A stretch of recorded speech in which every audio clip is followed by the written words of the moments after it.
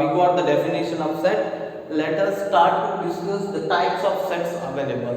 So before going to explaining the types of sets, we have to know how the different ways are there to represent the set. There are two different ways for us available to represent the sets. One is a roster form, just that's a representation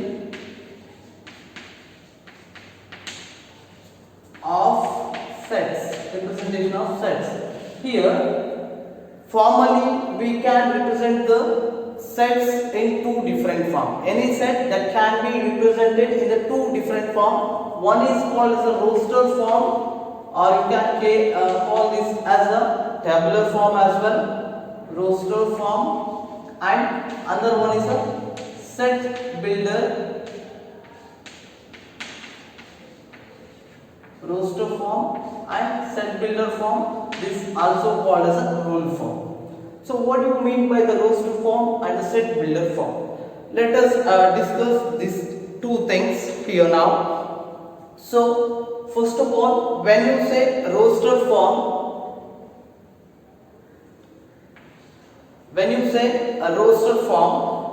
that means the elements, number of different elements available in that set you are going to represent. You are going to represent the different elements available in that set. Let us say an example for this one. Example 1 for know the representation of a set, that is a roster form as well as a set builder form. Set of natural numbers less than 5. This is our question. Now we need to represent this set using the roster form as well as a set builder form. As I said you, roster form is nothing but representing the number of different elements available in this set. So let us take the name of the set as a B, which is equal to, open the flower brace or bracket. Here we have the quotient set of natural numbers less than 5. So we know that natural numbers starts with 1, 2, 3 and so on up to continues to infinity. So for us it is only needed the values less than 5, not even the 5. So start with the 1, 2, 3, 4 and 5. It is not to be included because they have given less than, not a less than or equal. So it is not included. That you can close the set here itself. So what happens? Our set contains the elements 1, 2, 3, 4 which are separated by the symbol comma. Then this form of representation is called as a roster form in representing a given sets. Then what about the set builder form? Set builder form is nothing but just representing the elements by their common property. As I said you, set is nothing but a well-defined collection of elements. So that well-defined nature will give you the common or just common properties of elements contained in a set. So what is a common property of this set of elements here? Here these are all the natural numbers, that too less than element 5. That is will be represented by the using set builder form. We used to represent the common property in the set here. So when you are using set builder form for the same certainly, if you are using the set builder form, it's going to represent B is equal to, you need to get a one variable to represent the element of an set, that I will take it as a x. Here after x you can use two different symbols, either a colon, and this will be called, or you can call this colon as a such that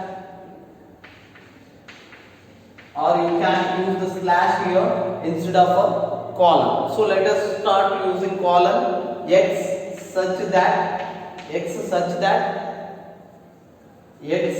belongs to natural numbers, which is shown by the capital N.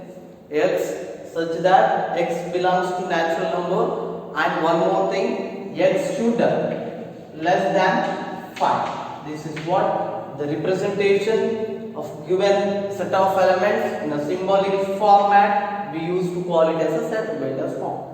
These are the two ways of representing any set. One you used to call a roster form or a tabular form, which contains all the available elements of the set. Another one is a set builder form, which is a symbolic representation of a same set. Okay, this is the two ways of representing any set, given set. So now let us discuss about the types of sets here. So these are all the available different types of sets for us. One is an empty set, another one is a singleton set, and the third one is a finite and infinite set. Fourth one is a equal set, equivalent set, subset and superset, as well as a proper subset. Let us know these all the different types of sets with one example and as well as a meaning for that types of sets here. So first one is a empty set. Empty set, as the word says empty, that means a nothing. So that is a type of set which contains a not containing even a one element. In that is called as a empty set. That is a one type of set which contains nothing in it. Okay, that means you can call this as well. You can call this as a null one, null set, or else a void one, void set, or a null set, or else a empty set. So what happens here to say this as a null set or a empty set or else a void set? So here this is a one such a set which is not having any of the elements in it. It's a one situation may happen in the different sets, where I used to say the set of elements, set of natural numbers less than 0. This makes you the null set, where you can say the set of natural numbers less than 0 mean. However, we know that the natural number starts with 1 and 2, 3 and ends with infinity, where we have given the set of natural numbers less than 0. That is not possible. That means a set of natural numbers less than 0, that is, let us call this as a B, will be represented like this. That is the set containing nothing or else no element. Or you can represent the same thing by the symbol pi aspect. So this is what the meaning of null set or a void set or empty set. And the examples you can give any of the examples. One more example in general you can give. Let us start. This is a PU class. Let us think this is a PU1 class, and according to this class I will say the set of all students in this class studying UKG. I used to say example 2 for the empty set of all students studying UKG in this class. That makes you no sense, and this will be obviously a empty set. That means in the PU1 class you are studying the UKG. That means it will give you let us take a name of the set as a U, and it will be null, or as you can represent this by pi. This is a definition of a null set or else an empty set or else a void set, and this is a form how to represent the null set or empty set. I hope you got this one. And let us start a discussion for a singleton set. This is one impressive one. So let us start to discuss that one with some examples. So as the name says, singleton set. Singleton set means that is a set which is contains exactly only one element, only single elements. We used to say a one element or else a single element. That means the meaning of singleton elements. Here you can have a different number of examples here. So let us start with one single example. Example 1 for singleton element which is contains only a single element. A is equal to x such that x belongs to n. This represent this belongs to which category of numbers is important to know. Okay, such that x square minus 9 is equal to 0. Close the braces. So you can observe this after this is what we used to say a roster format, set builder format of any of one set. So after clarifying this one, you just convert this one into the roster format. You come to know the set will have only exactly one element. So to solve this or to convert this roster format, we used to solve this equation. After solving the equation x square minus 9 is equal to 0, we used to get x square is equal to 9. That means x is equal to plus or minus 3. That is square root of 9 will use the plus or minus value. So you can say here we will got the answer as plus 3 and minus 3. You are saying this is example for singleton set. How it will be singleton set? You can observe here I have written x belongs to natural numbers. That means we have to consider only plus 3, not a minus 3. It is belongs to the rational numbers. If you are representing the same roster that set builder format like a is equal to x such that x belongs to z, x square minus 9 is equal to 0, then it will be not an example for singleton set, as the z, that is an integer, contains both plus 3 and minus 3. It will become the 3 minus 3, whereas this set will use a is equal to 3. So while submitting this one, you just have to be aware. That is the meaning of singleton set and the example what exactly you are needed for this one. And this is not singleton set, don't get confusion with this one.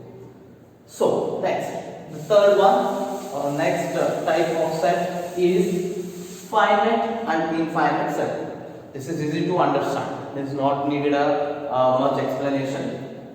So first, basically to know the meaning of finite and infinite sets, you just need to know the meaning, just common meaning of finite and infinite. From the lower classes, we used to get the meaning of finite and infinite. It's simply a countable numbers or countable elements, whereas this one uncountable elements. So when our set, let us take any one of the set, it contains a countable number of elements, in the sense we used to say that as a finite set, and if it contains the not countable or a non-countable such a huge elements that leads you to the infinite is called as an infinite set. The one set which has a countable number of elements is called as a finite set, and another one which contains a not countable elements leads to you the infinity is called as an infinite set. So now let us take one example for each. For finite set, let us take example f is equal to set of all dress of me is called as a finite. I used to say set of all my dresses are countable. I can make them a set. That is a definite one by using the different colors of dresses. I used to say the set of dresses of me is called as a finite set. And the one more example for infinite set, where the set of all stars in a sky. I hope you can make the set of stars in a single within a opening and closing braces, but you can't count them, so it is called as an infinite. So infinite and finite does not just makes you any other sense. Just it is a countable set of elements and it's a uncountable set of elements, and you can take any of the examples here. Finite set in the sense that one which is having a finite collection of elements. Example, you can take anything. Okay, set of all coins in my pocket is called as a finite set. Even if you don't have any of the coins, it will be we used to say it as an empty set. Empty set is also a finite set. That means you can count the elements in it. That means 0 elements. Infinite set in the sense you have to give the number of infinite number of elements here. That means one best example, set of all stars in the sky. Okay, you can take any of the examples here. Set of trees all over the world, you can take one example. Set of water drops all over the world. That you can take any number of elements here for finite and infinite. Let us start to discuss the next one here. Next one type of set, that is nothing but an equal set here. Equal set. This is one important to know, where equal set and equivalent sets makes you the difference, some small difference. Here, equal sets in the sense we used to compare a sets, not a set, single set. We used to compare two sets. Let us take a set A and B.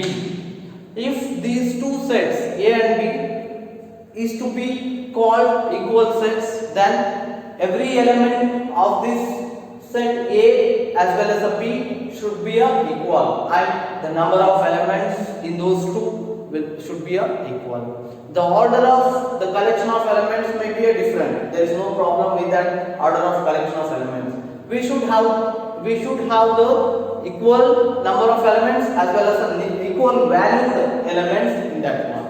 Let us say A is equal to collection of red, blue and green. Let us say B is equal to blue, red and green. First we need to look at the number of elements. A contains the 3 elements and B as well contains the 3 elements. Then we have to go for, is there exactly same elements as in the A to B?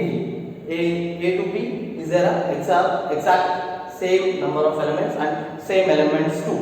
Red is there, yes, we can observe the red is here as well. Blue is there, blue here we can observe. Green is there, green we can observe. That makes the equal sets. And what do you mean by the equivalent sets? Equivalent sets. First, before going to know the meaning of equivalent set, we need to know the order of set. This order of set, or else we used to say this as a, just a minute, or else it is also called as a cardinal of a set. Order or else a cardinal of a set. What do you mean by the cardinal or else order of a set? Let us take an example of A. Then the number of elements within the set A is called as the order of set, or there is a cardinal of set. That means the number of elements involved in a set A is called as the order or as the cardinal of a set, and it is represented by n of set A, which is equal to 3, and n of p is equal to 3. So in the equal set we used to say order or cardinal of set should be equal as well as the value of that elements exactly be equal. So order should be equal as well as the value of their corresponding element should be equal. Whereas here we have one limitation compared to the equal set. When we need to say equivalent set, we need to take the two different sets like A and B, and here only we have to check whether the order or else the cardinal of a set is same or not. If the order or else the cardinal of a set is equal, then we used to say equivalent set without knowing any other things. So A is equal to, one example for this one. This is example for equal sets. Example, A is equal to 1, 2, 4, 5. And whereas I am getting a B value here 6, 8, 10, 11.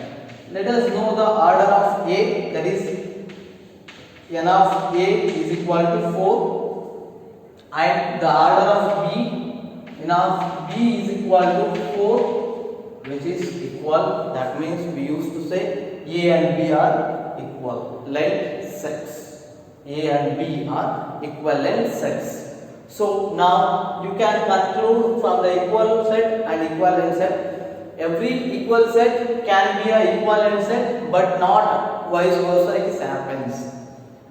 What happens here?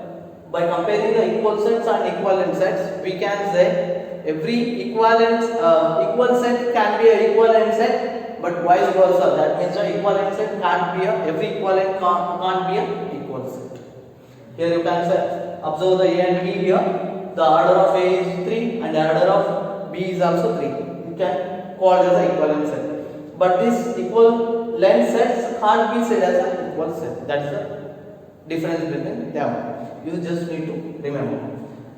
Next, let us go for next type of set here. Here, the next one is a subset or a superset. Subset or a superset.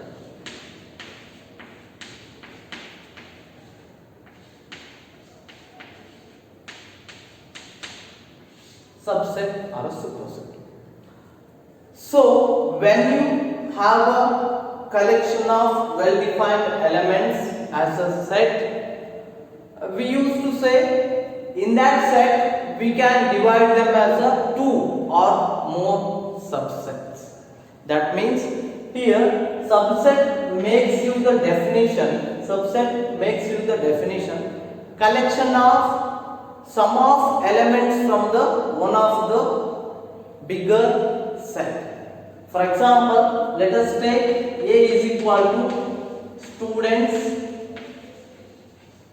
of class PU2. Let us take students of class PU2. So in this class PU2, there may be a sum of a group of elements or else a group of students who may optate for a regular classes, and there may be some group of elements who are opted for the studying objective as well as a regular classes. So we used to make this divided as a B is equal to students of same class PU2 opted for regular studies, regular PU2. Let us take P2. So this is a one more. C is equal to students opted for both regular as well as and objectives of PU2. So here makes you the sense.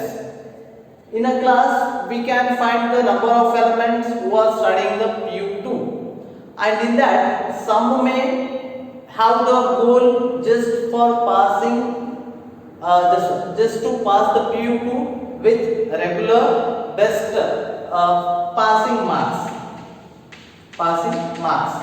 or also you can say good marks itself, not only passing marks. and some of the students are willing to go for both regular as well as objective at the same time. So here total students are divided as two groups, that is one is a B and another one is a C, where these elements of B are belongs to the elements of A. All of the elements X belongs to B, which implies X belongs to A. As well, not only elements of B, it contains the elements other than B. Say in the same way, X belongs to C, which implies X belongs to C. So in this case, we used to say B is a subset or equivalent set to A. In general, in this case, one of the batch, let us take 2019 batch of PU2. In that batch, we have a 30 students. In that, 20 students are opted for regular classes and 10 for opted both regular and as well as the objectives. In the batch 2020, let us take again having the 31 students, and 31 students are opted only for regular classes, not for objectives. Then in such a cases may happen subset or it's a equivalent set. We can't say particularly it only contains the elements less than A. Sometimes it may contain the elements subset can contain the elements equal to the original set. So that's why before making a proof, we used to say it is a subset and equivalent to A. And then here C contains the elements which are all belongs to A, not a C here, A. So we used to say C is a subset or equivalent set for A itself. So now we can say B and C, which are contains the elements belongs to A, are called as a subsets of a set A. That means the original set is divided into the group of elements again, that some of the elements contained in other set. Okay, same elements which are in the A, in that some or else all elements may be contained in other set. We used to call them as a subsets here. So the one set which is contain the elements of all subsets, elements of its all subsets, is called as a superset. In this case, you can write A is a superset of B as well. A is a superset of C as well. This is the what difference between a subset and superset. Okay, so in proper we used to say subset in the sense this is the sum of elements taken from the original set, which is called as a superset. And in common we used to say every set is a subset itself. Every set is a subset itself, and null set is a subset for every set. These two things are common, you just need to remember. Every set is a subset of itself. Let us take A is equal to students of all of class PU2. It's a subset of A again. A can be a subset and equal to A. You can write like this. And this null set is a subset of A. That one you need to remember the common points regarding the subsets. And superset is the one that which is contains the elements belongs, all the elements belongs to the subset. This is about the subset and superset. Let us take a look at the last one, the type of subset here. So here the last one is a proper subset. In the case of studying the subset and the superset, we have seen that the elements which are all belongs to the original set, all elements can be contained in a subset. We used to say A is equal to, for example, 1, 2, 3, 4. Then B is equal to 1, 2, 3, 4 is also subset and equivalent set equal to A. when we have a subset which is having the elements less than, exactly less than the elements in a original or else a superset, that set is called as a proper subset. For example, C is equal to 3, 4, D is equal to 3, 1. These subset, let us consider these subset for the A.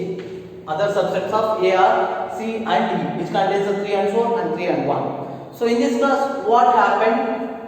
C contains the exactly less number of elements contained in a original or superset. Then C is called as a proper subset of A. That means C is just a subset of A, and D is also just a subset of A. That means when you have this symbol, only subset symbol, we used to say the proper subset of a original set or else a superset. When you have just not defined it, when you have not defined the set in a roster format, we used to say B is a subset and equivalent or else just equal set of A. These type of sets are not called to be a proper subset. When we say D is a subset of A and again A and equal to A, or also you can say, just take an example of B. B is subset of or else equal to A and A is subset of or equal to B. We used to say A and B are equal sets. Equal sets, that means both are containing same number of elements, same value element. So this is all thing about the definition of a set and the different types of representing the sets, and as well as the different types of sets available here. And one more thing, I have just taught you about the cardinality or its order of sets. So this is the thing I just wanted to say from this video. So thank you very much.